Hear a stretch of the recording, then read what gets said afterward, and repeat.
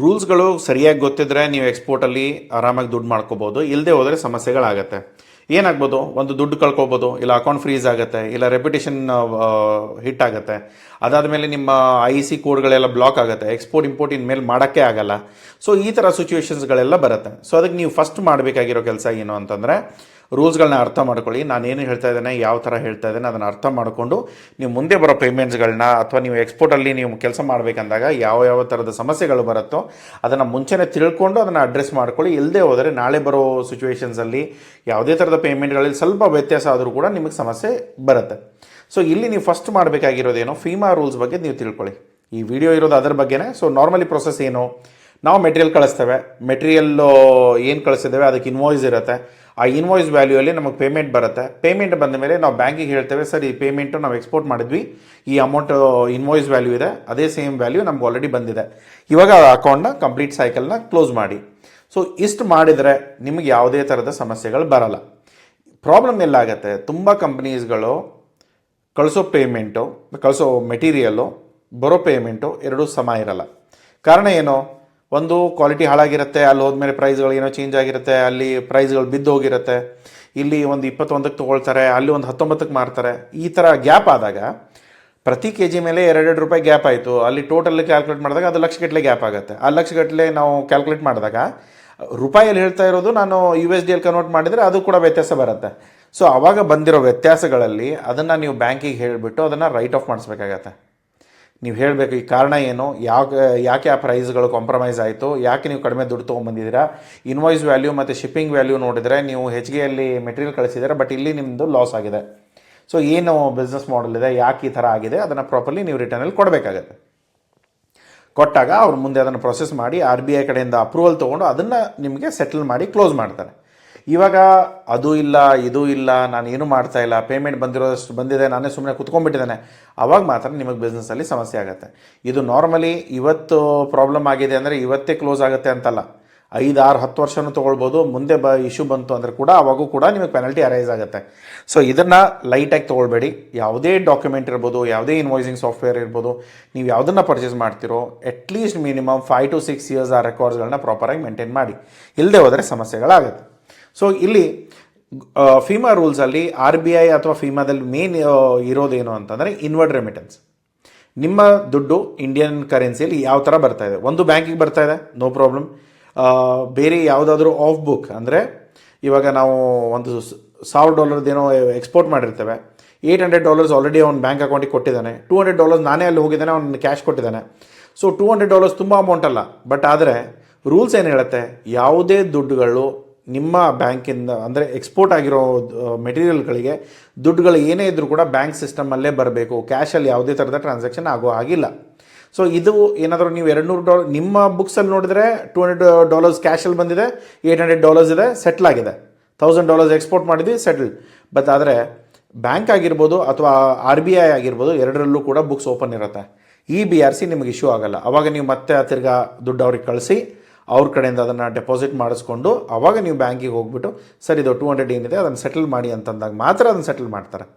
So ಈ ಸಮಸ್ಯೆಗಳು ನಿಮಗೆ ಬರಬಾರ್ದು ಅಥವಾ ಈ ಥರದ ಸಮಸ್ಯೆಯಲ್ಲಿ ನಾನು ಸಿಕ್ಕಾಕೊಳ್ಬಾರ್ದು ಅಂದರೆ ನೀವು ದಯಮಾಡಿ ಏನೇ ಇದ್ದರೂ ಕೂಡ ಪ್ರಾಪರಾಗಿ ರೂಲ್ಸ್ಗಳನ್ನ ತಿಳ್ಕೊಂಡು ನಿಮ್ಮ ದುಡ್ಡುಗಳನ್ನ ತರಿಸ್ಕೊಳ್ಳಿ. A ಕಂಪ್ನಿಗೆ ನಾನು ಸಪ್ಲೈ ಮಾಡ್ತೇನೆ, B ಕಂಪ್ನಿಯಿಂದ ಪೇಮೆಂಟ್ ಬರುತ್ತೆ, ಅದು ಕೂಡ ಒಪ್ಕೊಳ್ಳಲ್ಲ. ಬೇಕಂದರೆ A ಕಂಪ್ನಿಗೆ ನೀವು ಸಪ್ಲೈ ಮಾಡಿದರೆ A ಕಂಪ್ನಿಯಿಂದನೇ ಪೇಮೆಂಟ್ ಬರಬೇಕು, B ಕಂಪ್ನಿಗೆ ಸಪ್ಲೈ ಮಾಡಿದರೆ B ಕಂಪ್ನಿಯಿಂದನೇ ಪೇಮೆಂಟ್ ಬರಬೇಕು. A ಕಂಪ್ನಿಗೆ ಸಪ್ಲೈ ಮಾಡ್ತೇನೆ, B ಕಂಪ್ನಿಯಿಂದ ಪೇಮೆಂಟ್ ತೊಗೊಳ್ತೇನೆ, C ಕಂಪ್ನಿಯಿಂದ ಸೆಟಲ್ ಮಾಡ್ತೇನೆ. ಆ ಥರ ಮಾಡಿದರೆ ನಿಮ್ಮ ಬುಕ್ಸ್ಗಳು ಎಲ್ಲವೂ ಓಪನ್ ಇರುತ್ತೆ, ಅದು ನಾಳೆ ಬಂದುಬಿಟ್ಟು ನಿಮ್ಗೆ ಅದು ಬಿಸ್ನೆಸ್ ಇಶ್ಯೂ ಆಗುತ್ತೆ. ಸೊ ಅದಕ್ಕೆ ಯಾವುದೇ ಥರದ ಇಶ್ಯೂ ಅಲ್ಲಿ ಸಿಕ್ಕಾಕೊಳ್ಳೋಕೆ ಹೋಗ್ಬೇಡಿ.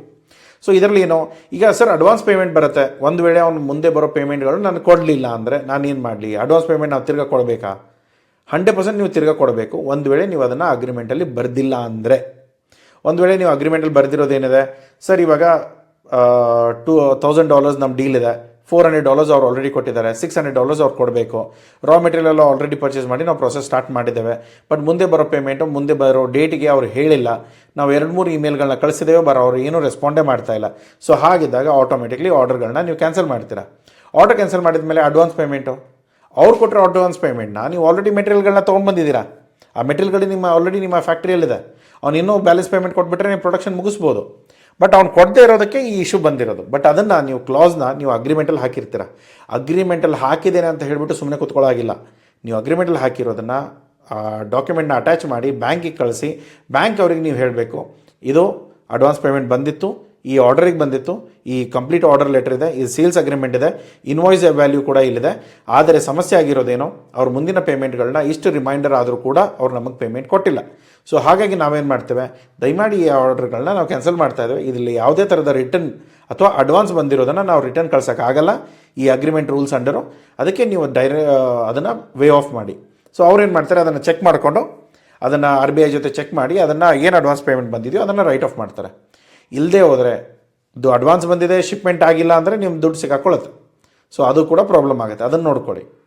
ಆಮೇಲೆ ಇನ್ನೊಂದೇನಾಗುತ್ತೆ, ಟೈಮ್ ಲಿಮಿಟ್ 21 ದಿನಗಳ ಒಳಗೆ ನೀವು ಬ್ಯಾಂಕಿಗೆ ಹೋಗ್ಬಿಟ್ಟು ಸರ್ ಈ ಥರ ಇದೆ, ಈ ಬಾಯರ್ ಇದ್ದಾನೆ, ಈ ಥರ ಎಕ್ಸ್ಪೋರ್ಟ್ ಆಗಿದೆ, ಈ ಥರ ರೆಕಾರ್ಡ್ ಇದೆ, ಅದನ್ನು ಪ್ರಾಪರ್ಲಿ ಚೆಕ್ ಮಾಡ್ಕೊಳ್ಳಿ.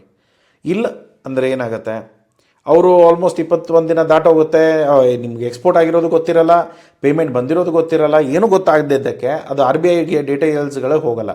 ಅವಾಗೇನಾಗುತ್ತೆ, ಯಾವುದೇ ಥರದ ಕ್ರೆಡಿಟ್ ಬೆನಿಫಿಟ್ಸ್ ಏನಾದರೂ ಸಿಗೋದಿದ್ರು ಕೂಡ ಅದು ನಿಮಗೆ ಸಿಗಲ್ಲ. ಸೊ ಎಕ್ಸ್ಪೋರ್ಟ್ ಬೆನಿಫಿಟ್ ನಿಮಗೆ ಬೇಕು ಅಂದರೆ ಪ್ರಾಪರಾಗಿ ರೂಲ್ಸ್ ಫಾಲೋ ಮಾಡಿ 21 ದಿನದ ಒಳಗಡೆ ಹೋಗ್ಬಿಟ್ಟು ಬ್ಯಾಂಕಿಗೆ ಅಪ್ಡೇಟ್ ಮಾಡಿ, ಸರ್ ಈ ಶಿಪ್ಮೆಂಟ್ ಆಗಿದೆ, ಇವೆಲ್ಲ ಡಾಕ್ಯುಮೆಂಟ್ಸ್ ಇದೆ, ತೊಗೊಳ್ಳಿ. ಅದಾದಮೇಲೆ ನೆಕ್ಸ್ಟ್ ಬರೋದು ಪೇಮೆಂಟ್ ಬಂದ ಮೇಲೆ ಅಥವಾ ಪೇಮೆಂಟ್ ಆಲ್ರೆಡಿ ಬಂದಿದೆ ಅಂದರೆ ಅದನ್ನು ಈ ಇನ್ವಾಯ್ಸ್ಗಳಿಗೆ ಅದನ್ನು ಸೆಟಲ್ ಮಾಡಿಸಿ ಅದನ್ನು EBRC ಜನರೇಟ್ ಮಾಡೋದು. EBRC bank realisation certificate electronical format ಏನಿದೆ, ಇದು ಯಾವುದೇ ಕೂಡ ಪೇಪರ್ ಡಾಕ್ಯುಮೆಂಟ್ಸ್ ಎಲ್ಲ ಬೇಕಾಗಲ್ಲ. ಪೇಮೆಂಟ್ ಬಂದಿದೆ, ಇನ್ವಾಯ್ಸಸ್ಗಳಿದೆ, ಬ್ಯಾಂಕ್ಗಳು ಸೆಟಲ್ ಮಾಡಿ ಕೊಡ್ತಾರೆ. ಒಂದು ವೇಳೆ ಆಗಿಲ್ಲ ಅಂದರೆ ಸ್ವಲ್ಪ ಹಿಂದೆ ಬಿದ್ದು ಮಾಡಿಸ್ಕೊಳ್ಳಿ. ಕೆಲವೊಂದು ಬ್ಯಾಂಕ್ಗಳು ಸುಮಾರು ಕೆಲಸ ಮಾಡ್ತಾರೆ, ಹೇಳಕ್ಕೆ ಬರಲ್ಲ. ಕೆಲವೊಂದು ಬ್ಯಾಂಕ್ಗಳು ಚೆನ್ನಾಗಿರುತ್ತೆ, ಕೆಲವೊಂದು ಬ್ರಾಂಚ್ಗಳು ಚೆನ್ನಾಗಿರುತ್ತೆ. ಬ್ಯಾಂಕ್ಗಳು ಚೆನ್ನಾಗಿರ್ಬೋದು, ಬ್ರಾಂಚ್ಗಳು ಸರಿ ಇಲ್ಲ ಅಂದರೆ, ಜನ ಸರಿ ಇಲ್ಲ ಅಂದರೆ ಸ್ವಲ್ಪ ಸಮಸ್ಯೆ ಆಗುತ್ತೆ. ಅದನ್ನು ಏನು ಮಾಡೋಕ್ಕೆ ಬರಲ್ಲ, ಅದು ಗ್ಲೋಬಲ್ ಪ್ರಾಬ್ಲಮ್ಮು. ಯಾರಾದರೂ ಮಾಡಿದರೆ ಮಾಡ್ತಾರೆ, ಕೆಲವೊಂದು ಜನ ಮಾಡಲ್ಲ ಅಂದರೆ ಅವರ ಝೋನಲ್ ಮ್ಯಾನೇಜರು, ಅವರ ರೀಜ್ನಲ್ ಮ್ಯಾನೇಜರು, ಅವ್ರ ಕ್ಲಸ್ಟರ್ ಹೆಡ್ಡು ಅವ್ರಿಗೆ ಹೋಗ್ಬಿಟ್ಟು ಕಂಪ್ಲೇಂಟ್ ಮಾಡಿ ನಿಮ್ಮ AD ಕೋಡು ಅಥವಾ ನಿಮ್ಮ ಬ್ಯಾಂಕಿನ ಏನೇನು ಸಮಸ್ಯೆಗಳಿದೆ ಅದನ್ನೆಲ್ಲ ತೊಗೊಳ್ಬೇಕಾಗತ್ತೆ. ಯಾವುದೇ ರೀತಿಯಲ್ಲಿ ನೀವು ಒಂದು ವಿಷಯ ತಲೆಯಲ್ಲಿ ಇಟ್ಕೊಳ್ಳಿ, ಎಕ್ಸ್ಪೋರ್ಟ್ ಇಂಪೋರ್ಟ್ ಬಿಸ್ನೆಸ್ಸಲ್ಲಿ ಎಸ್ಪೆಷಲಿ ಬ್ಯಾಂಕಿನವ್ರ ಜೊತೆಗೆ ವ್ಯವಹಾರ ಮಾಡಬೇಕಾದಾಗ ಯಾವುದು ಕೂಡ ಬಾಯಿ ಮುಖಾಂತರ ಅಥವಾ ಅವರೇನೋ ಹೇಳಿಬಿಟ್ರು ನಾನು ನಂಬಿಬಿಟ್ಟೆ ಆ ಥರ ಸಿಚುವೇಶನ್ ಇರಲ್ಲ. ಏನೇ ಇದ್ದರೂ ಕೂಡ ಆನ್ ಪೇಪರ್ ಪ್ರಾಪರ್ ಇಮೇಲಾಗಿ ಕಳಿಸ್ಬೇಕಾಗತ್ತೆ. ಅವ್ರು ಏನಾದರೂ ಮಾತಾಡಿದ್ದಾರೆ, ಓಕೆ, ನೋ ಪ್ರಾಬ್ಲಮ್. ಅವ್ರೇನಾದರೂ ಇಮೇಲ್ ಕೊಡೋಕ್ಕೆ ರೆಡಿ ಇಲ್ಲ, ನೋ ಪ್ರಾಬ್ಲಮ್. ಅವ್ರ ಇಮೇಲ್ ID ಇದೆಯಾ, ನಿಮ್ಮ ಜೊತೆ ನನ್ನ ಈ ಡಿಸ್ಕಷನ್ ಆಗಿತ್ತು, ಈ ದಿನಕ್ಕೆ ಈ ದಿನ ನಿಮ್ಮ ಆಫೀಸಿಗೆ ಬಂದಿದ್ದೆ, ನಿಮ್ಮ ಜೊತೆಗೆ ಇದೆಲ್ಲ ಮಾತಾಗಿದೆ, ದಯಮಾಡಿ ಇದರಲ್ಲಿ ಏನಾದರೂ ತಪ್ಪಿದೆ ಕನ್ಫರ್ಮ್ ಮಾಡಿ ಅಂತ ನೀವು ಮೇಲ್ ಹಾಕಿ ಸಾಕು. ಅದು ಕೂಡ ನಿಮ್ಮ ಸೇಫ್ ಸೆಕ್ಯೂರಿಟಿಗೆ ಅದೊಂದು ಪ್ರೂಫ್ ಕೂಡ ಇರುತ್ತೆ.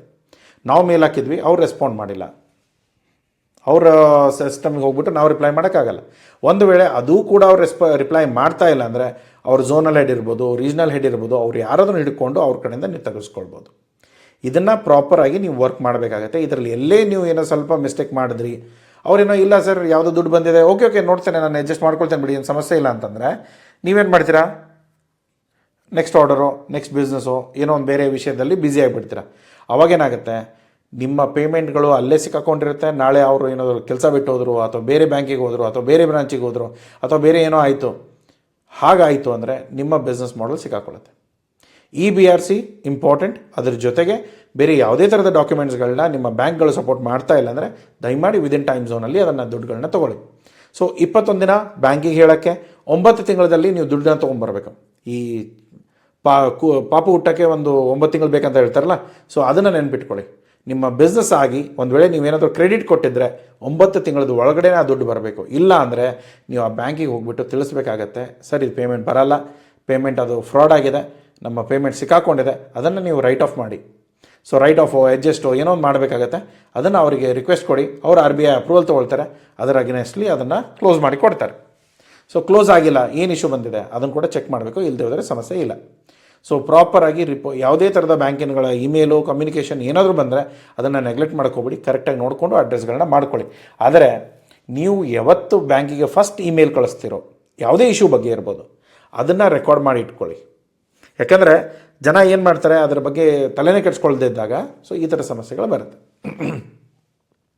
ಎಕ್ಸ್ಪೋರ್ಟ್ ನೀವು ಮಾಡಬೇಕಾದಾಗ ಶಿಪ್ಪಿಂಗ್ ಡಾಕ್ಯುಮೆಂಟ್ಸ್ ಇರ್ಬೋದು.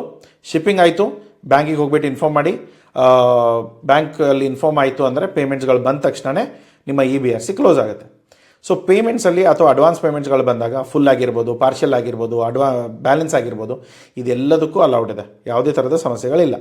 ಆದರೆ ಪ್ರತಿ ಪೇಮೆಂಟ್ ಬಂದಾಗಲೂ ಕೂಡ ನೀವು ಬ್ಯಾಂಕ್ಗಳಿಗೆ ಇನ್ಫಾರ್ಮ್ ಮಾಡಲೇಬೇಕಾಗತ್ತೆ ನಿಮ್ಮದು ಈ ಪೇಮೆಂಟ್ ಯಾವ ಆರ್ಡರ್ಗೆ, ಯಾವ ಇನ್ವಾಯ್ಸ್ಗೆ.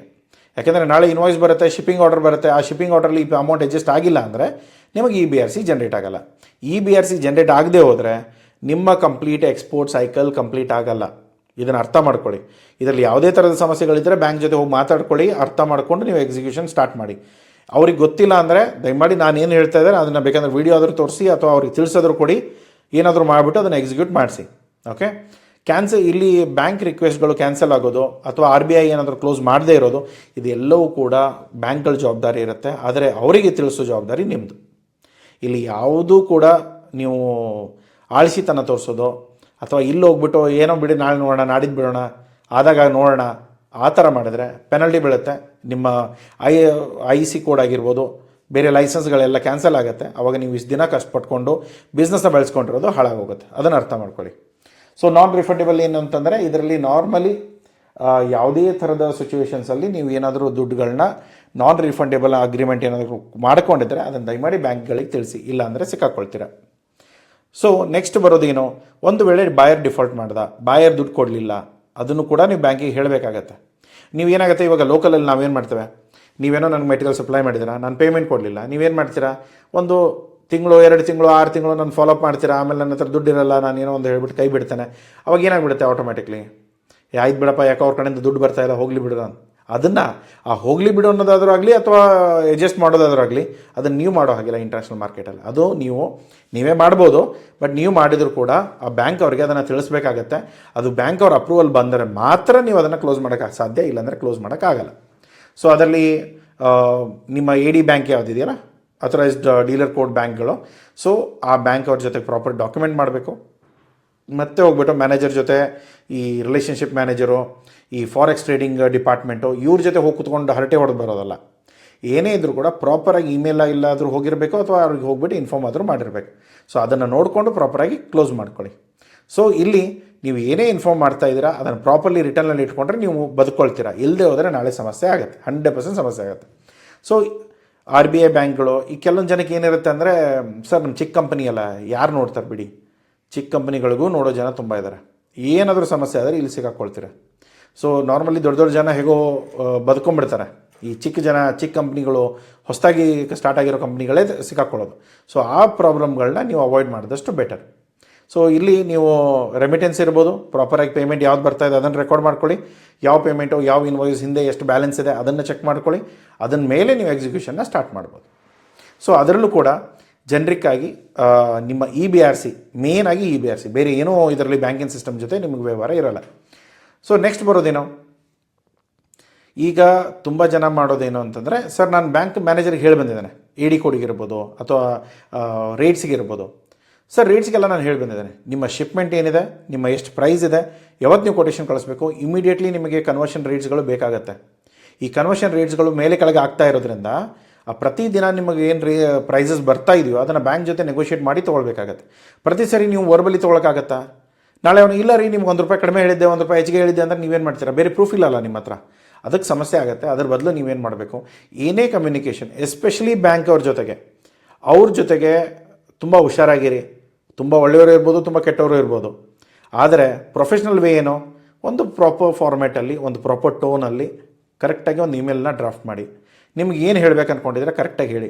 ಸರ್ ನನಗೆ ಎನ್ಕ್ವೈರಿ ಬಂದಿದೆ, ನನಗೆ ಇವ್ರಿಗೆ ಕೊಟೇಶನ್ ಕಳಿಸ್ಬೇಕು, ನನಗೆ ಡಾಲರ್ ರೇಟ್ಸು ಮತ್ತು ಬೇರೆ ಎಕ್ಸ್ಪೆಂಡಿಚರ್ಸ್ ಏನೇನಿದೆ ಅದನ್ನು ನನಗೆ ಟೋಟಲ್ ಮಾಡಿ ಕೊಡಿ. ಫಾರ್ ಎಕ್ಸಾಂಪಲ್ ಅಂತ ಹಾಕಿ, $1,000 ಇದೆ, $1,000 ನನಗೆ ಪೇಮೆಂಟ್ ಬರಬೇಕು, ನನಗೆ ಏನು ರೇಟಲ್ಲಿ ಕನ್ವರ್ಟ್ ಮಾಡ್ತೀರಾ, ಎಷ್ಟೆಷ್ಟು ಚಾರ್ಜ್ಗಳು ಬರುತ್ತೆ, ನನ್ನ ಬ್ಯಾಂಕ್ ಅಕೌಂಟಿಗೆ ಎಷ್ಟು ದುಡ್ಡು ಕೊಡ್ತೀರಾ, ಇದನ್ನು ಎಲ್ಲವನ್ನೂ ಕೂಡ ನೀವು ಕ್ಲಿಯರಾಗಿ ತಿಳ್ಕೊಳ್ಬೇಕು. ಇಲ್ಲದೆ ಹೋದರೆ ಕೆಲವೊಂದು ಸರಿ ಏನಾಗುತ್ತೆ, ಸರ್ ಇದು ಪೇಮೆಂಟ್ಗಳು ಬಂದಿರುತ್ತೆ, ಬ್ಯಾಂಕ್ಗಳ ಜೊತೆ ಮಾತಾಡಿರಲ್ಲ, ಕೊಟೇಶನ್ ಕೊಟ್ಬಿಟ್ಟಿರ್ತೇವೆ, ನಾಳೆ ಪ್ರೈಸಸ್ ಹೆಚ್ಚು ಕಡಿಮೆ ಆಗಿರುತ್ತೆ, ಅವುಗಳು ಕೂಡ ಲಾಸ್ ನಮಗೆ ಆಗುತ್ತೆ. ಬ್ಯಾಂಕ್ಗಳು ನಿಮ್ಮಿಂದ ಬಿಸ್ನೆಸ್ ಮಾಡ್ತಾರೆ, ಅವರೇನು ನಿಮ್ಮ ಸಹಾಯ ಹಸ್ತಕ್ಕಿರಲ್ಲ, ಅಥವಾ ಇಲ್ಲಿ ಫ್ರೀಯಾಗಿ ಚಾರಿಟಿ ಅಂತ ಏನೊಂದು ಬಂದಿರಲ್ಲ. ಅವರು ಕೂಡ ಬಿಸ್ನೆಸ್ಗೆ ಇರ್ತಾರೆ, ಅವರು ನಮ್ಮಿಂದನೇ ಗಳಿಸ್ಕೋಬೇಕು, ನಮ್ಮಿಂದನೇ ಸರ್ವಿಸ್ ಕೊಡಬೇಕು, ಅವ್ರ ಕರ್ತವ್ಯ ಇದೆ ಸರ್ವಿಸ್ ಕೊಡೋದು. ಕೊಡೋಕ್ಕಾಗಲ್ವಾ, ಬೇರೆ ಬ್ಯಾಂಕು ಬೇರೆ ಇದನ್ನು ನೋಡ್ಕೊಳ್ಬೋದು. ಬಟ್ ಆದರೆ ಒಂದೇನೆಂದರೆ, ಯಾವ ಬ್ಯಾಂಕ್ ಜೊತೆ ನೀವು ಅಕೌಂಟ್ ಓಪನ್ ಮಾಡ್ತೀರೋ ಮಿನಿಮಮ್ ಒಂದು ಅಕೌಂಟ್ ಇಟ್ಕೊಳ್ಳಿ, ಮ್ಯಾಕ್ಸಿಮಮ್ 2 ಇಟ್ಕೊಳ್ಳಿ. ಆದರೆ AD ಕೋಡ್ ರಿಜಿಸ್ಟರ್ಡ್ ಇರೋದು ಒಂದೇ ಅಕೌಂಟ್ ಇರುತ್ತೆ, ಅದನ್ನು ತಲೆಯಲ್ಲಿ ಇಟ್ಕೊಂಡು ಮಾಡಿ. ಯಾಕಂದರೆ ಮಲ್ಟಿಪಲ್ ಅಕೌಂಟ್ಗಳಲ್ಲಿ ಮಲ್ಟಿಪಲ್ ಟ್ರಾನ್ಸಾಕ್ಷನ್ ಮಾಡ್ತಾ ಹೋದರೆ ನಿಮಗೆ ಸಮಸ್ಯೆಗಳಾಗೋ ಚಾನ್ಸಸ್ ತುಂಬ ಇದೆ. ಸೊ ಇಲ್ಲಿ ಮೇನ್ ಆಗಿರೋದು ಒಂದು ರಿಟರ್ನಲ್ಲಿ ಓರಲ್ ಕಮ್ಯುನಿಕೇಷನ್ಸ್ ಏನೂ ಇಲ್ಲ, ಯಾರ ಜೊತೆನೂ ಇಲ್ಲ, ಬರೀ ಇವರು ಅವರು ಅಂತಲ್ಲ. ನೀವು ಬೇಕಂದರೆ ಏನೇ ಫೋನಲ್ಲಿ ಮಾತಾಡಿ, ಅದಾದಮೇಲೆ ತಿರ್ಗಾ ಇಮಿಡಿಯೇಟಾಗಿ ಅದನ್ನೇ ನಾವು ಏನು ಮಾತಾಡಿದೆವೋ ಅದನ್ನೇ ಇಮೇಲಲ್ಲಿ ಅವ್ರಿಗೆ ತಿರ್ಗಾ ತಿಳಿಸಿ. ಯಾಕೆಂದರೆ ಇಮೇಲ್ಸ್ಗಳನ್ನ ಮಾತ್ರ ನಮ್ಮ ಪ್ರೊಫೆಷ್ನಲ್ ಇದರಲ್ಲಿ ಕನ್ಸಿಡರ್ ಮಾಡ್ತಾರೆ. ವಾಟ್ಸಪ್ಗಳು, ಬೇರೆ ಚಾಟ್ಗಳು, ಮಾತಾಡಿರೋದು ಏನೂ ಪ್ರೂಫ್ಗಳಿರಲ್ಲ. ಅದನ್ನು ದಯಮಾಡಿ ನೀವು ಅದನ್ನು ಕನ್ಸಿಡರ್ ಮಾಡೋಕ್ಕೆ ಹೋಗಬೇಡಿ. ಓಕೆ, ನೆಕ್ಸ್ಟ್ ಬರೋದು ರೈಟ್ ಆಫ್. ಏನಾದರೂ ಇದ್ದರೆ, ಸರ್ ಇದು ಪೇಮೆಂಟ್ ಕಡಿಮೆ ಬಂದಿದೆ, ಅದನ್ನು ರೈಟ್ ಆಫ್ ಮಾಡಿ, ಅವರು ಸ್ಕ್ಯಾಮ್ ಆಯಿತು, ಆ ಕಂಪ್ನಿ ಮುಚ್ಚೋಯ್ತು, ದುಡ್ಡು ಬರಲ್ಲ ಇನ್ನು, ಅದಾಯಿತು, ಇಲ್ಲ ಅಡ್ಜಸ್ಟ್ ಮಾಡ್ಕೊಳ್ಳೋದಿರ್ಬೋದು. ಅಥವಾ ನಾಳೆ ಏನಾದರೂ ನಿಮ್ಮ ರೀಜ್ನಲಲ್ಲಿ ಬ್ಯಾಂಕ್ಗಳು ಸರಿಯಾಗಿ ಕೆಲಸ ಮಾಡ್ತಾ ಇಲ್ಲ, ನಮ್ಮ ಅರ್ಜೆಂಟಿಗೆ ಈಗ ನಾನು ರೇಟ್ಸ್ ಕೊಡಬೇಕು ಬಟ್ ಇವರು ನನಗೆ ರೇಟೇ ಕೊಡ್ತಾ ಇಲ್ಲ ಅಂದರೆ ಗ್ರೇವಿಯನ್ಸ್ ಅಂತ ಇರುತ್ತೆ, ಅಲ್ಲಿ ಕಂಪ್ಲೇಂಟ್ ಮಾಡ್ಬೋದು. ಪ್ರತಿ ಬ್ಯಾಂಕಿಗೂ ಒಂದು ಗ್ರೇವಿಯನ್ಸ್ ಸೆಲ್ ಇರುತ್ತೆ, ಅಲ್ಲಿ ಕಂಪ್ಲೇಂಟ್ ಮಾಡ್ಬೋದು. ಇಲ್ಲ ನಿಮ್ಮ ಬ್ರಾಂಚ್ ಮ್ಯಾನೇಜರ್ ಕಂಪ್ಲೇಂಟ್ ಮಾಡಿ, ಬ್ರಾಂಚ್ ಮ್ಯಾನೇಜರ್ ಇಲ್ಲಾಂದರೆ ಝೋನಲ್ ಮ್ಯಾನೇಜರ್ ಕಂಪ್ಲೇಂಟ್ ಮಾಡಿ, ಝೋನಲ್ ಮ್ಯಾನೇಜರ್ ಇಲ್ಲಾಂದರೆ ಕ್ಲಸ್ಟರ್ ಮ್ಯಾನೇಜರ್ ಮಾಡಿ. ಯಾರಿಗಾದರೂ ಮಾಡಿಬಿಟ್ಟು ಅವ್ರವ್ರ ಕಂಪ್ಲೇಂಟ್ ಕೊಟ್ಟು ನಿಮ್ಮ ಪ್ರಾಬ್ಲಮ್ ಏನಿದೆ ಅದನ್ನು ಎಕ್ಸ್ಪ್ಲೇಟ್ ಮಾಡಿ. ಸುಮ್ಮನೆ ತಿಳ್ಕೊಂಡು ಏನು ಸಮಸ್ಯೆ ಆದರೂ ಕೂಡ ಬ್ಯಾಂಕ್ ಮ್ಯಾನೇಜರ್ ಹಿಂಗೆ ಅಂದಿದ್ದಾನೆ ಅಂತ ಅಂದ್ಕೊಂಡು ಕಾಯ್ಕೋತ್ ಕೊಡೋದು ಬೇಡ. ಆಯಿತಾ? ಡಾಕ್ಯುಮೆಂಟು ಮೇಂಟೈನ್ ಮಾಡೋದೇನು, IC ಕೋಡ್ ಇರ್ಬೋದು, ಎಕ್ಸ್ಪೋರ್ಟ್ ಅಗ್ರಿಮೆಂಟ್ ಇರ್ಬೋದು, ಪರ್ಫಾರ್ಮಾ ಇನ್ವಾಯ್ಸ್ ಇರ್ಬೋದು, ಫೈನಲ್ ಇನ್ವಾಯ್ಸ್ ಇರ್ಬೋದು, ಶಿಪ್ಪಿಂಗ್ ಬಿಲ್ ಇರ್ಬೋದು, BL ಕಾಪಿ ಇರ್ಬೋದು, EBRC ಇರ್ಬೋದು, ಮತ್ತು ಬ್ಯಾಂಕ್ ಜೊತೆ ಫಸ್ಟ್ ಡೇಯಿಂದ ಆಗಿರೋ ಮೇಲ್ ಟ್ರೇಲ್ಸ್ ಏನಿದೆ. ಟ್ರೇಲ್ಸ್ ಅನ್ನೋದೇನಕ್ಕೆ, ಇವಾಗ ನಾನೊಂದು ಇಮೇಲ್ ಬರೀತೇನೆ, ನೀವು ನನಗೊಂದು ರಿಪ್ಲೈ ಮಾಡ್ತೀರಾ, ಮತ್ತೆ ತಿರ್ಗಾ ನಾನು ಏನೋ ಬರೀತೇನೆ, ಇದನ್ನು ಕಂಪ್ಲೀಟಾಗಿ ಅದೇ ಸೀಕ್ವೆನ್ಸಲ್ಲಿ ಹೋಗಬೇಕು. ಒಂದು ಸರಿ ನಾನು ಮೇಲ್ ಮಾಡ್ತೇನೆ, ನೀವು ರಿಪ್ಲೈ ಮಾಡ್ತೀರಾ, ಮತ್ತೆ ನಾನು ತಿರ್ಗಾ ಹೊಸ ಮೇಲ್ ಬರೀತೀನಿ, ಆ ಥರ ಅಲ್ಲ. ಇದೇ ಮೇಲನ್ನೇ ಕಂಟಿನ್ಯೂ ಮಾಡ್ತಾ ಹೋದರೆ ನಿಮಗೆ ಟ್ರೇಲ್ ಸಿಗುತ್ತೆ. ನಾನೇನು ಹೇಳಿದೆ, ನೀವೇನು ಹೇಳಿದ್ರಿ, ನಾ ಏನು ಹೇಳಿದೆ, ಈ ವಾಟ್ಸಪ್ಪಲ್ಲಿ ಚಾಟ್ಸ್ಗಳು ಕಾಣುತ್ತಲ್ಲ, ಇಲ್ಲಿ ಈ ಥರ. ಸೊ ಅದೇ ರೀತಿಯಲ್ಲೇ ನಿಮ್ಮ ಇಮೇಲ್ಸ್ಗಳು ಕಾನ್ವರ್ಸೇಷನ್ಸ್ ಇರುತ್ತೆ. ಸೊ ಅದನ್ನು ನೋಡಿಕೊಂಡು ನೀವು ಮುಂದೆ ನಿಮ್ಮ ಬಿಸ್ನೆಸ್ಗಳನ್ನ ಪ್ಲ್ಯಾನ್ ಮಾಡ್ಬೋದು. ಯಾರು ವರ್ಬಲಲ್ಲಿ ಓವರ್ ಪ್ರಾಮಿಸ್ ಮಾಡ್ತಾರೋ ರಿಟರ್ನಲ್ಲಿ ಕೊಡಬೇಕಾದಾಗ ಅವ್ರದ್ದೇ ತಪ್ಪುಗಳು ತುಂಬ ಇರುತ್ತೆ. ಸೊ ನೋಡಿಕೊಂಡು ಈ ಬ್ಯಾಂಕ್ ಮ್ಯಾನೇಜರ್ಗಳು, ಈ RMಗಳು ತಮಗೇನೋ ಬಾಯಿಗೆ ಬಂದಿದ್ದನ್ನು ಹೇಳ್ಬಿಡ್ತಾರೆ, ಯಾಕಂದ್ರೆ ನಾಲಿಗೆಯಲ್ಲಿ ಮೂಳೆ ಇರಲ್ಲ. ಅದಾದಮೇಲೆ ಯಾವಾಗ ಎಕ್ಸಿಕ್ಯೂಷನ್ ಮಾಡೋಕ್ಕಾಗುತ್ತೋ ಅವತ್ತು ಬಂದು ಸಮಸ್ಯೆ ಬರುತ್ತೆ. ಸೊ ಅದಕ್ಕೆ ನೋಡಿಕೊಂಡು ನಿಮ್ಮ ಬ್ಯಾಂಕ್ ಅಕೌಂಟ್ಗಳನ್ನ ಓಪನ್ ಮಾಡ್ಕೊಳ್ಳಿ. ಸೊ ಕಾಮನ್ ವೈಲೇಷನ್ಸ್ ಏನು ಬರುತ್ತೆ, ಪೇಮೆಂಟು, ನೆಕ್ಸ್ಟ್ ಬರೋದು ದುಡ್ಡುಗಳನ್ನ ನಾವು ಬೇರೆ ರೀತಿಯಲ್ಲಿ ಮ್ಯಾನೇಜ್ ಮಾಡೋದು, ಇದೆಲ್ಲ ಪ್ರಾಬ್ಲಮ್ ಬರುತ್ತೆ. ಯಾವುದೇ ಕಾರಣಕ್ಕೂ ಇನ್ವಾಯ್ಸ್ಗಳಲ್ಲಿ ಒಂದು ₹10 ಇನ್ವಾಯ್ಸ್ ಇರುತ್ತೆ, ಸ್ವಲ್ಪ ಹೆಚ್ಚಿಗೆ ಮಾಡೋದು, ಅಥವಾ ಇಲ್ಲ ನಾನೊಂದು $2 ಹಾಗೂ ಈಗ ಎಲ್ಲೋ ಕ್ಯಾಶಿಂದ ಅರೇಂಜ್ ಮಾಡಿಸ್ಕೊಳ್ತೇನೆ, $2 ಕಡಿಮೆ ಮಾಡ್ಕೊಳ್ತೇನೆ, ಆ ಥರ ಮಾಡೋದು. ಈ ಅಂಡರ್ ವ್ಯಾಲ್ಯೂ ಮತ್ತು ಓವರ್ ವ್ಯಾಲ್ಯೂ ಮಾಡಿ ನಾವು ಇನ್ವಾಯ್ಸ್ಗಳನ್ನ ಮಾಡ್ತೀವಲ್ಲ, ಅದನ್ನು ಯಾವುದೋ ಥರದ ಇಶ್ಯೂ ಅಲ್ಲಿ ಸಿಕ್ಕಾಕೊಳ್ಬೇಡಿ. ಯಾಕೆಂದರೆ ಅದರಲ್ಲಿ ನೀವು ಸಿಕ್ಕಾಕೊಂಡ್ರೆ ನಿಮ್ಮ ಬಿಸ್ನೆಸ್ ಹಾಳಾಗುತ್ತೆ, ಮುಂದೆ ಯಾವುದೇ ಥರದ ಬಿಸ್ನೆಸ್ ಬೆಳೆಸೋಕ್ಕೂ ಕೂಡ ಸಾಧ್ಯ ಇಲ್ಲ.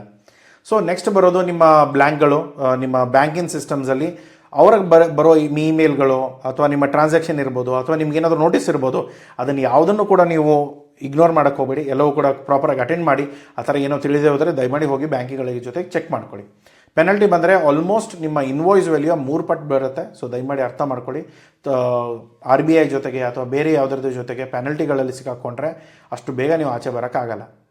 ಓಕೆ, ಡೈಲಿ ಪೆನಲ್ಟಿ ಇರುತ್ತೆ, ಡಿಫಾಲ್ಟ್ಗಳಿರುತ್ತೆ. ಸೊ ಅದನ್ನೆಲ್ಲ ನೋಡ್ಕೊಳ್ಳಿ. ಅಕೌಂಟ್ಸಲ್ಲಿ ಅಥವಾ ಒಂದು ವೇಳೆ ಇದೆಲ್ಲ ಸ್ವಲ್ಪ ಹೆಚ್ಚು ಕಡಿಮೆ ಆಯಿತು, ಪ್ರತಿ ಸರಿ ನೀವು ದುಡ್ಡು ಕಳ್ಕೊಳ್ತಾ ಇದ್ದೀರಾ, ಸೊ ಏನಾಗುತ್ತೆ, ನೀವು ಪ್ರತಿ ಸರಿ ರೈಟ್ ಆಫ್ ಮಾಡ್ತಾ ಹೋದರೆ ಕಂಪ್ನಿ ರೆಪ್ಯುಟೇಷನ್ ಹಾಳಾಗುತ್ತೆ. ಆವಾಗ RBIಗೆ ಏನು ಅನ್ಸುತ್ತೆ, ಇವ್ರಿಗೆ ಬಿಸ್ನೆಸ್ಸೇ ಮಾಡೋಕ್ಕೆ ಬರ್ತಾ ಇಲ್ಲ, ಸುಮ್ಮನೆ ದುಡ್ಡು ಹಾಳು ಮಾಡ್ತಾ ಇದ್ದಾರೆ ಇವರು. ಸೊ ಅವಾಗ ಏನು ಮಾಡ್ತಾರೆ, ನಿಮ್ಮ ಅಕೌಂಟ್ಗಳನ್ನ ಬ್ಲಾಕ್ ಮಾಡೋ ಚಾನ್ಸಸ್ ಇರುತ್ತೆ. ಸ್ವಲ್ಪ ನೋಡ್ಕೊಂಡ್ಬಿಟ್ಟು ಮಾಡಿ. ಯಾವುದೇ ಥರದ ಬ್ಯಾಂಕ್ಗಳಲ್ಲಿ ನೀವು ರೈಟ್ ಆಫು ಅಥವಾ ಅಡ್ಜಸ್ಟ್ಮೆಂಟ್ ಮಾಡಿಸಿದ್ರೆ ಅದೊಂಥರ ಬ್ಲ್ಯಾಕ್ ಮಾರ್ಕ್ ಇರುತ್ತೆ ನಿಮ್ಮ IC ಮೇಲೆ. ನಿಮ್ಮ ಇಂಪೋರ್ಟ್ ಎಕ್ಸ್ಪೋರ್ಟ್ ಕೋಡ್ ಏನಿರುತ್ತಲ್ಲ ಅದ್ರ ಮೇಲೆ ಇರುತ್ತೆ. ಅದು ಪ್ರೊಪ್ರೈಟರಲ್ಲಿ ಇದ್ದರೆ ಮಾತ್ರ ಇನ್ನೂ ಸ್ವಲ್ಪ ರಿಸ್ಕ್ ಹೆಚ್ಚಿಗೆ ಆಗುತ್ತೆ. ಸ್ವಲ್ಪ ನೋಡ್ಕೊಳ್ಳಿ. ಇಲ್ಲಿ ನೀವು FEMA ರೂಲ್ಸಲ್ಲಿ ಕ್ಲಿಯರ್ ಆಗಿರಬೇಕಂದ್ರೆ ಫಸ್ಟ್ ಏನು ಮಾಡಬೇಕು, ಕ್ಲಿಯರಾಗಿ ನಿಮ್ಮ ಬಯರ್ಸ್ಗಳ ಜೊತೆ ಮಾತಾಡ್ಕೊಳ್ಳಿ. ಯಾವಾಗ ನಿಮಗೆ ಪೇಮೆಂಟ್ ಬರಬೇಕು ಮಾತಾಡ್ಕೊಳ್ಳಿ. ಏನು ಇನ್ವಾಯ್ಸ್ ವ್ಯಾಲ್ಯೂ ಇದೆ ಅದನ್ನು ಮಾತಾಡ್ಕೊಳ್ಳಿ. ಕರೆಕ್ಟಾಗಿ ಶಿಪ್ಮೆಂಟ್ ಮಾಡಿ. ಅದು ಏನೇನು ಡಾಕ್ಯುಮೆಂಟ್ಗಳು, ಏನೇನು ಶಿಪ್ಮೆಂಟ್ ಮಾಡಿದ್ದೀರಾ, ಏನೇನು ಅಗ್ರಿಮೆಂಟ್ ಮಾಡ್ಕೊಂಡಿದ್ದೀರಾ. ಅಗ್ರಿಮೆಂಟ್ ಜನ ಏನು ಮಾಡ್ತಾರೆ, ಒಂದು ChatGPT ಯೂಸ್ ಮಾಡ್ತಾರೆ, ಇಲ್ಲಾಂದರೆ ಗೂಗಲಲ್ಲಿ ಎಲ್ಲೋ ಡಾಕ್ಯುಮೆಂಟ್ ಸಿಗುತ್ತೆ ಅದನ್ನು ಯೂಸ್ ಮಾಡ್ತಾರೆ. ದಯಮಾಡಿ ಆ ಥರ ಮಾಡೋಕ್ಕೆ ಹೋಗ್ಬಿಡಿ. ನಿಮ್ಮ ಬಿಸ್ನೆಸ್ಸು, ನಿಮ್ಮ ಪ್ರಾಡಕ್ಟು, ನಿಮ್ಮ ರೂಲ್ಸ್ ಆ್ಯಂಡ್ ರೆಗ್ಯುಲೇಷನ್ಸ್ ಏನಿದೆ ಅದನ್ನು ಪ್ರಾಪರಾಗಿ ಅಡ್ವೊಕೇಟ್ ಕಡೆಯಿಂದ ಕರೆಕ್ಟಾಗಿ ಮಾಡಿಸ್ಕೊಳ್ಳಿ. ನಿಮಗೇನಾದ್ರು ಹೆಲ್ಪ್ ಬೇಕಾದರೆ ನಾವು ಮಾಡಿಸ್ಕೊಡ್ತೇವೆ, ಅದನ್ನು ಕೂಡ ನೀವು ಎಕ್ಸಿಕ್ಯೂಟ್ ಮಾಡಿಕೊಂಡು ಮಾಡ್ಬೋದು. ಸೊ ಒಂದು ಸರಿ ಈ ಡಾಕ್ಯುಮೆಂಟ್ಗಳು, ಈ ಟರ್ಮ್ಸ್ ಆ್ಯಂಡ್ ಕಂಡೀಷನ್ಸ್ ಎಲ್ಲ ಫೈನಲ್ ಆಯಿತು ಅಂದರೆ ಆ ಡಾಕ್ಯುಮೆಂಟ್ಗಳನ್ನ ನೀವು ಲೀಗಲಿ ಯೂಸ್ ಮಾಡ್ಕೊಳ್ಳೋಕೆ ಅಡ್ಡಿ ಇಲ್ಲ. ಆ ಡಾಕ್ಯುಮೆಂಟ್ ಇಟ್ಕೊಂಡು ಒಂದು ಸರಿ ನಿಮ್ಮೆಲ್ಲ ಶಿಪ್ಮೆಂಟ್ ಆಯಿತು ಅಂದಮೇಲೆ ನೀವು ಬ್ಯಾಂಕಿಗೆ ಹೋಗ್ಬಿಟ್ಟು ಅದೇ ಡಾಕ್ಯುಮೆಂಟ್ಸ್ಗಳನ್ನ ಒಂದು ಪ್ರಿಂಟೌಟ್ ತೊಗೊಂಡು ಅವ್ರಿಗೆ ಕೊಟ್ಟು ಅದನ್ನು ಫೈಲ್ ರಿಜಿಸ್ಟರ್ ಮಾಡಿಸ್ಕೊಳ್ಳಿ. ಸೊ ಇಲ್ಲಿ ಏನಾದರೂ AD ಕೋಡ್ ಇತ್ತು ಅಥವಾ ಆಪರೇಷನಲ್ಲಿ ಏನಾದರೂ ರಿಪ್ಲೈ ಇರಲಿಲ್ಲ ಅಥವಾ ಬ್ಯಾಂಕ್ ಕಡೆಯಿಂದ ರೆಸ್ಪಾನ್ಸ್ ಬರ್ತಾ ಇಲ್ಲ, ಕೆಲವೊಂದು ಸಾರಿ ಈ ಬ್ಯಾಂಕ್ಗಳಿಗೂ ಕೂಡ ಸ್ವಲ್ಪ ಟೈಟ್ ಮಾಡಬೇಕಾಗತ್ತೆ. ಆವಾಗ ನೀವು ಸೀನಿಯರ್ ಲೆವೆಲು ಝೋನ್ ಲೆವೆಲ್ಗೆ ಹೋಗ್ಬಿಟ್ಟು ಕೆಲಸ ಮಾಡ್ಕೋಬೋದು. ಸೊ ಇಲ್ಲಿ ನೀವು ಶಾರ್ಟ್ಕಟ್ಸ್ ಆಗಿರ್ಬೋದು, ಯಾವುದೇ ಥರದ ಅಡ್ಜಸ್ಟ್ಮೆಂಟ್ ಆಗಿರ್ಬೋದು ಮಾಡೋಕ್ಕೆ ಹೋಗ್ಬಿಡಿ. ಬ್ರಾಂಚ್ ಮ್ಯಾನೇಜರ್ ನಮ್ಮ ಅಣ್ಣನೇ ನಮ್ಮ ತಮ್ಮನೇ, ಇಲ್ಲಿ ರೂಲ್ಸ್ ಎಲ್ಲರಿಗೂ ಒಂದೇ ಇರುತ್ತೆ. ಏನೋ ಸ್ವಲ್ಪ ಅಲ್ಲಿ ಮಾಡ್ಕೊಂಡು ಏನೋ ಅಡ್ಜಸ್ಟ್ ಮಾಡ್ಕೊಳ್ತೀರಾ. ಆದರೆ ನಾಳೆ ಬೇರೆ ಯಾರಾದರೂ ಆ ಚೇರಿಗೆ ಬಂದು ಆ ಆಡಿಟಿಂಗ್ ಏನಾದರೂ ಮಾಡಿದರೆ ಆವಾಗ ನೀವು ಸಿಕ್ಕಾಕೊಳ್ತೀರಾ. ಸೊ ಈ ಥರ ಮಾಡ್ಕೊಂಡು ಯಾಕೆ ಸುಮ್ಮ ಅನ್ಬೋಸೋದು, ಏನು ರೂಲ್ಸ್ ಇದೆ ಅದ್ರ ಅಕಾರ್ಡಿಂಗ್ಲಿ ಫಾಲೋ ಮಾಡಿ, ನಿಮಗೂ ಸಂತೋಷ ಇರುತ್ತೆ, ಒಳ್ಳೆ ನಿದ್ದೆ ಬರುತ್ತೆ. ಓಕೆ, ಸೊ ಇಲ್ಲಿ ನೀವು ಮಾಡಬೇಕಾಗಿರೋದು ಪ್ರಾಪರಾಗಿ ಶಿಪ್ಮೆಂಟ್ ಮಾಡ್ತೀರಾ, ಡಾಕ್ಯುಮೆಂಟ್ಗಳು ಸಿಗುತ್ತೆ, ಡಾಕ್ಯುಮೆಂಟ್ಗಳನ್ನ ಬ್ಯಾಂಕಿಗೆ ಸಬ್ಮಿಟ್ ಮಾಡ್ತೀರಾ 21 ದಿನದ ಒಳಗಡೆ. ಅದಾದ ಮೇಲೆ ಪೇಮೆಂಟ್ಗಳನ್ನ ಏನಾದರೂ ನೀವು ಕ್ರೆಡಿಟಲ್ಲಿ ಕೊಟ್ಟಿದ್ದರೆ ಅದನ್ನು ನೀವು 9 ತಿಂಗಳಲ್ಲಿ ಪೇಮೆಂಟ್ನ ತೊಗೊಂಡು ಬರ್ತೀರಾ. ಒಂದು ವೇಳೆ ಪೇಮೆಂಟ್ ತೊಗೊಂಡು ಬರೋಕ್ಕಾಗಲಿಲ್ಲ, ಪೇಮೆಂಟೇ ಬರಲಿಲ್ಲ, ಅದನ್ನು ಹೋಗ್ಬಿಟ್ಟು ಬ್ಯಾಂಕಿಗೆ ಇನ್ಫಾರ್ಮ್ ಮಾಡಿ, ಸರ್ ಈ ಪೇಮೆಂಟ್ ಬರಬೇಕಾಗಿತ್ತು ಬಂದಿಲ್ಲ, ಇದನ್ನು ವೇ ಆಫ್ ಮಾಡಿ, ಈ ಪೇಮೆಂಟ್ ಬರಲ್ಲ, ದುಡ್ಡು ಮುಳುಗೋಯ್ತು. ಸೊ ಅದನ್ನು ಇನ್ಫಾರ್ಮ್ ಮಾಡಿ.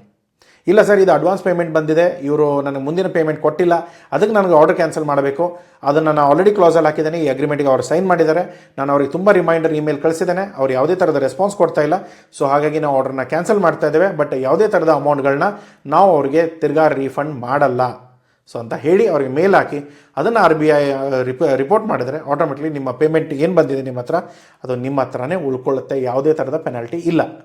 ಒಂದು ವೇಳೆ ನೀವು ಬಂದಿರೋ ಪೇಮೆಂಟು ಯಾರಿಗೆ ನೀವು ಇನ್ವಾಯ್ಸ್ ಮಾಡ್ತಾ ಇದ್ದೀರೋ ಅವ್ರ ಕಂಪ್ನಿ ಬಿಟ್ಟು, ಫಾರ್ ಎಕ್ಸಾಂಪಲ್ ಏನಂದರೆ ನಾನು ಆಸ್ಟ್ರೇಲಿಯಾ ಕಂಪ್ನಿ ಇನ್ವಾಯ್ಸ್ ಮಾಡ್ತೇನೆ, ದುಬೈ ಕಂಪ್ನಿ ನಂಗೆ ಪೇಮೆಂಟ್ ಹಾಕ್ತಾರೆ, ಅಮೌಂಟ್ ಸೇಮ್ ಇರ್ಬೋದು ಬಟ್ ಕಂಪ್ನಿ ಬೇರೆ ದೇಶಗಳಿಂದ ಬರ್ತಾ ಇದೆ, ಸೊ ಆ ಇನ್ವಾಯ್ಸ್ಗಳು ಮ್ಯಾಚ್ ಆಗಲ್ಲ, ಸೊ ಅದು ನಿಮಗೆ ಪ್ರಾಬ್ಲಮ್ ಆಗುತ್ತೆ. ಸೊ ಆಸ್ಟ್ರೇಲಿಯಾ ಕಂಪ್ನಿಗೆ ಹೋಗಿದ್ದರೆ ಆಸ್ಟ್ರೇಲಿಯಾ ಕಂಪ್ನಿ ಯಾವ ಕಂಪ್ನಿ ಇದೆಯೋ ಅದೇ ಕಂಪ್ನಿಯಿಂದನೇ ಪೇಮೆಂಟ್ ಬರಬೇಕು. ಅವ್ರು ಎಲ್ಲಾದರೂ ಕಂಪ್ನಿಗಳು ಇರಲಿ ಅವ್ರದ್ದು ಎಕ್ಸ್ಟ್ರಾ, ಬಟ್ ಆದರೆ ಯಾವ ಕಂಪ್ನಿಯಿಂದ ಇನ್ವಾಯ್ಸ್ ಮಾಡಿದ್ರೋ ಅದೇ ಕಂಪ್ನಿಯಿಂದ ಪೇಮೆಂಟ್ ಬರಬೇಕು. ಶಿಪ್ಮೆಂಟ್ ಎಲ್ಲಾದರೂ ಹೋಗ್ಕೊಳ್ಳಿ, ಅದು ನಿಮಗೆ ಸಂಬಂಧ ಇಲ್ಲ. ಶಿಪ್ಮೆಂಟ್ ನೀವು ಬೇಕಂದರೆ ಆಸ್ಟ್ರೇಲಿಯಾಗಾದರೂ ಕಳಿಸಿ, ನ್ಯೂಜಿಲ್ಯಾಂಡ್ಗಾದರೂ ಕಳಿಸಿ, ಪಾಕಿಸ್ತಾನಕ್ಕಾದರೂ ಕೊಟ್ಕೊಳ್ಳಿ. ಆದರೆ ಯಾರಿಗೆ ಬಿಲ್ ಮಾಡ್ತಿರೋ ಅವ್ರ ಕಡೆಯಿಂದ ಮಾತ್ರ ನಿಮಗೆ ಪೇಮೆಂಟ್ ಬರಬೇಕು. ಅದು ನೀವು ಎಷ್ಟಕ್ಕೆ ಬಿಲ್ ಮಾಡಿದಿರೋ ಅಷ್ಟೇ ಪೇಮೆಂಟ್ ಬರಬೇಕು. ಸ್ವಲ್ಪ ಹೆಚ್ಚು ಕಡಿಮೆ ಬಂತು ಅಡ್ಜಸ್ಟ್ ಮಾಡ್ಕೊಳ್ಳೋದು, ನೀವೇ ಅಂದ್ಕೊಳ್ಳೋದು ಅದನ್ನೆಲ್ಲ ಮಾಡೋ ಹಾಗಿಲ್ಲ. ಬ್ಯಾಂಕಿಗೆ RBIಗೆ ತಿಳಿಸಲೇಬೇಕು. ಯಾಕಂದರೆ ಎಕ್ಸ್ಪೋರ್ಟ್ ಇಂಪೋರ್ಟ್ ಬಿಸ್ನೆಸ್ಸಲ್ಲಿ ಎಲ್ಲ ರೂಲ್ಸ್ ಆ್ಯಂಡ್ ರೆಗ್ಯುಲೇಷನ್ಸ್ ಅವರೇ ಮಾಡೋದು. ಮೇನ್ಲಿ ಒಂದು ಸಪ್ಲೈಯರ್ ಜೊತೆ ಅಗ್ರಿಮೆಂಟ್, ಸೆಕೆಂಡ್ ಏನು ಅಗ್ರಿಮೆಂಟ್ ಆಗಿದೆಯೋ ಅದನ್ನು ಪ್ರಾಪರ್ಲಿ ಬ್ಯಾಂಕ್ದವ್ರಿಗೆ ಕಮ್ಯುನಿಕೇಟ್ ಮಾಡಬೇಕಾಗುತ್ತೆ. ಇಲ್ಲ ಅಂದರೆ ನಿಮ್ಮ ಬಿಸ್ನೆಸ್ ಪೆಟ್ಟು ತಿನ್ನೋ ಚಾನ್ಸಸ್ ಇರುತ್ತೆ. ಇದನ್ನು ಅರ್ಥ ಮಾಡ್ಕೊಳ್ಳಿ. ನೆಕ್ಸ್ಟ್ ಬರೋದು ಯಾವ್ದಾದ್ರು ನೋಟಿಸ್ ಬಂತು ಸುಮ್ಮನೆ ಕೂತ್ಕೊಂಡ್ಬಿಡ್ತೇನೆ, ನೋಡೋಣ ಬಿಡಿ. ಸೊ ಇದನ್ನೆಲ್ಲ ಮಾಡೋಕ್ಕೆ ಹೋಗ್ಬಿಡಿ, ಅದೆಲ್ಲ ನಿಮಗೆ ತುಂಬ ನಾಳೆ ದೊಡ್ಡ ಪ್ರಾಬ್ಲಮ್ ಆಗುತ್ತೆ. ಅದ್ರ ಬದಲು ಕರೆಕ್ಟಾಗಿ ಅಟೆಂಡ್ ಮಾಡಿಕೊಂಡು ಸಾಲ್ವ್ ಮಾಡಿಕೊಂಡ್ರೆ ನಿಮ್ಗೆ ಒಳ್ಳೆಯದು. ಸೊ ಡಾಕ್ಯುಮೆಂಟೇಷನ್ಸ್ನ ಪ್ರಾಪರಾಗಿ ಮೇಂಟೈನ್ ಮಾಡಿ, ಯಾವುದೇ ಸಾಫ್ಟ್ವೇರ್ ತೊಗೊಳ್ಳಿ ಯೋಚನೆ ಮಾಡಿ ತೊಗೊಳ್ಳಿ. ಯಾಕೆಂದರೆ ಮಿನಿಮಮ್ 5 ರಿಂದ 10 ವರ್ಷ ಆ ಡಾಕ್ಯುಮೆಂಟ್ಸ್ಗಳು ನಿಮ್ಮ ಜೊತೆಗೆ ಇರಬೇಕು. ನೀವು ಎಕ್ಸ್ಪೋರ್ಟಲ್ಲಿ ಇರ್ತಿರೋ ಇಲ್ವೋ ಗೊತ್ತಿಲ್ಲ, ಯಾಕೆಂದ್ರೆ ನಾಳೆ ಪೆನಲ್ಟಿಗಳು ಬಂತು ಅಂದರೆ ಕ್ರಿಮಿನಲ್ ಕೇಸ್ ಆಗೋವರೆಗೂ ಒಯ್ಯಕ್ಕೆ ಹೋಗಬೇಡಿ. ಆದಷ್ಟು ಸಿವಿಲ್ ಕೇಸಲ್ಲೇ ಅಥವಾ ಕೇಸ್ ಆಗದೇನೆ ವಿದೌಟ್ ಪೆನಲ್ಟಿನೇ ನೀವು ಸೆಟಲ್ ಮಾಡಿಕೊಂಡು ಮುಗಿಸ್ಕೊಂಡ್ರೆ ನಿಮ್ಗೆ ಒಳ್ಳೆಯದಾಗತ್ತೆ. ಓಕೆ, ಸೊ ಇಲ್ಲಿ ಮೇಯ್ನಾಗಿ ಪ್ರಾಪರಾಗಿ ಏನು ಪೇಮೆಂಟ್ ಬರ್ತಾ ಇದೆ ಅದನ್ನು ರಿಪೋರ್ಟ್ ಮಾಡ್ಕೊಳ್ಳಿ. ಬ್ಯಾಂಕ್ಗಳ ಜೊತೆ ಕರೆಕ್ಟಾಗಿ ರಿಪೋರ್ಟ್ ಮಾಡಿ ಸಬ್ಮಿಟ್ ಮಾಡ್ಕೊಳ್ಳಿ. EBRC ತೊಗೊಂಡು ಸೆಟಲ್ ಮಾಡ್ಕೊಳ್ಳಿ. EBRC ಬರದೇ ಹೋದರೆ ಕಂಪ್ಲೀಟ್ ಎಕ್ಸ್ಪೋರ್ಟ್ ಸೈಕಲ್ ಕಂಪ್ಲೀಟ್ ಆಗಿಲ್ಲ, ಅದು ಒಂದು ಗ್ಯಾಪ್ ಉಳೀತು ಅಂದರೆ ಅದೊಂದು ನಿಮಗೆ ನಾಳೆ ಬಂದು ತೊಂದರೆ ಕೊಡುತ್ತೆ. ಸೊ ಫೀಮಾ ರೂಲ್ಸ್ನ ಬ್ರೇಕ್ ಮಾಡೋಕ್ಕೆ ಹೋಗಬೇಡಿ, ಆದಷ್ಟು ಫಾಲೋ ಮಾಡಿದಷ್ಟು ನಿಮ್ಗೆ ಒಳ್ಳೆಯದು. ಸೊ ಒಂದು ವೇಳೆ ನೀವು ಫೀಮಾ ರೂಲ್ಸ್ ಬಗ್ಗೆ ಗೊತ್ತಿಲ್ಲ, ಈಗೆಲ್ಲ ನಾನು ಏನು ಹೇಳಿದ್ದೇನೆ ಇದೇ ಇಂಪಾರ್ಟೆಂಟ್. ಯಾರ ಕಡೆಯಿಂದ ದುಡ್ಡು ಹೋಗುತ್ತೆ ಅವ್ರ ಕಡೆಯಿಂದ ದುಡ್ಡು ಬರಬೇಕು, 21 ದಿನದಲ್ಲಿ ಬ್ಯಾಂಕಿಗೆ ರಿಪೋರ್ಟ್ ಆಗಬೇಕು, 9 ತಿಂಗಳಲ್ಲಿ ಪೇಮೆಂಟ್ ಬರಬೇಕು. ಇದೆಲ್ಲೂ ಆಗ್ತಾ ಇಲ್ಲ ಅಂದರೆ ಬ್ಯಾಂಕಿಗೆ ಹೋಗ್ಬಿಟ್ಟು ಇದು ಈ ಥರ ಇಶ್ಯೂ ಆಗಿದೆ ಅದನ್ನು ಸಾಲ್ವ್ ಮಾಡ್ಕೊಂಡು ಅಡ್ಜಸ್ಟ್ ಮಾಡಿಸ್ಕೋಬೇಕು. ಇದನ್ನು ಬಿಟ್ಟು ನೀವೇನೋ ಸುಮ್ಮನೆ ಕೂತ್ಕೊಂಡ್ರಿ ಅಥವಾ ಬಂದಿರೋ ಪೇಮೆಂಟ್ನ ಅಲ್ಲೇ ಇಳಿಸ್ತಿದ್ರಿ, ಸ್ವಲ್ಪ ಎಕ್ಸ್ಟ್ರಾ ದುಡ್ಡು ಪೇಮೆಂಟ್ ಬರೋದಿತ್ತು, ಇಲ್ಲ ನೀವು ನೆಕ್ಸ್ಟ್ ಪೇಮೆಂಟಿಗೆ ಇಟ್ಕೊಳ್ಳಿ, ಆ ಥರ ಏನಾದರೂ ಅಡ್ಜಸ್ಟ್ ಮಾಡಿಕೊಂಡ್ರೆ ಎಲ್ಲವೂ ಕೂಡ ಇಲ್ಲಿಗಲ್. ಓಕೆ, ಸೊ ಇದರಲ್ಲಿ ಯಾವುದು ತಗಲಾಕೊಳ್ಳದೆ ಕರೆಕ್ಟಾಗಿ ಬಿಸ್ನೆಸ್ ಮಾಡ್ಕೊಂಡು ಹೋಗಿ, ಎಲ್ಲರಿಗೂ ಒಳ್ಳೆಯದಾಗುತ್ತೆ. ಏನೇ ಸಮಸ್ಯೆಗಳಿತ್ತು ಅಥವಾ ಇದರಲ್ಲಿ ಏನಾದರೂ ಕನ್ಸಲ್ಟೇಷನ್ ಬೇಕಾದರೆ ಕನ್ಸಲ್ಟೇಷನ್ ಕಾಲ್ ಬುಕ್ ಮಾಡ್ಕೊಳ್ಳಿ. ಕೋರ್ಸಸ್ಗಳು ಆಲ್ರೆಡಿ ಲಾಂಚ್ ಆಗಿದೆ, ಕೋರ್ಸ್ಗಳನ್ನ ಎನ್ರೋಲ್ ಮಾಡ್ಕೊಳ್ಳಿ. ಬೇರೆ ತುಂಬ ಆಫರ್ಸ್ಗಳಿದೆ ಈ ಇಯರ್ ಎಂಡಿಂದು. ಸೊ 31st ಒಳಗಡೆ ಏನೇ ಪ್ಲ್ಯಾನ್ ಮಾಡ್ಕೊಳ್ಳೋಕ್ಕಾಗುತ್ತೆ ಪ್ಲ್ಯಾನ್ ಮಾಡ್ಕೊಂಡು ಎಕ್ಸಿಕ್ಯೂಟ್ ಮಾಡ್ಕೊಳ್ಳಿ. ಸಿಗೋಣ ಮುಂದಿನ ವೀಡಿಯೋದಲ್ಲಿ. ಟಿಲ್ ದೆನ್ ಟೇಕ್ ಕೇರ್, ಬಾಯ್. ಈ ವಿಡಿಯೋ ಇಷ್ಟ ಆಗಿದ್ದರೆ ಲೈಕ್ ಮಾಡಿ, ಸಬ್ಸ್ಕ್ರೈಬ್ ಮಾಡಿ, ಅಥವಾ ನಿಮ್ಗೆ ಯಾರಿಗಾದರೂ ಬೇರೆ ಯಾರಿಗಾದರೂ ಈ ವಿಡಿಯೋಗಳು ಸಂಬಂಧ ಇದೆ ಅವರಿಗೆ ಇದು ಹೆಲ್ಪ್ ಆಗುತ್ತೆ ಅಂದರೆ ದಯಮಾಡಿ ಶೇರ್ ಮಾಡಿ. Okay, till then take care, bye bye, catch you up in the next video.